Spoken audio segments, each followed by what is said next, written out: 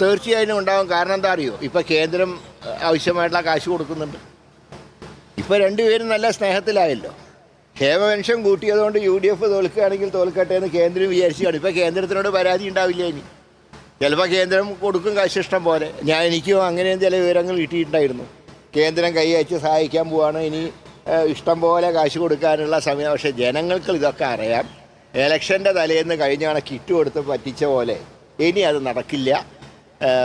ഒരിക്കൽ ചക്ക വീണ് മൊയൽ ചത്തുമെന്ന് വിചാരിച്ചിട്ട് എന്നും ചക്ക വീഴാൻ പോകുന്നില്ല. ഇനി വീടാലും മൊയൽ ചാവാനും പോകും. ഈ PM ശ്രീ പദ്ധതിയിൽ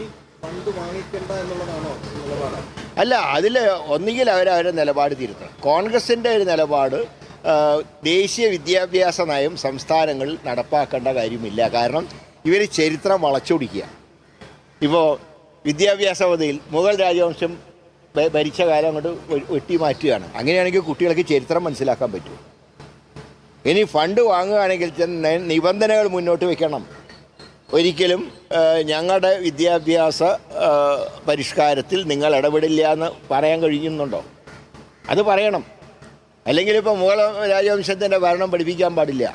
സ്വാതന്ത്ര്യ സമരത്തിൽ RSSനെ കുറിച്ചൊന്നും പറയാൻ പാടില്ല. ഗാന്ധിയെ കൊന്നതിനെ കുറിച്ച് പറയാൻ പാടില്ല.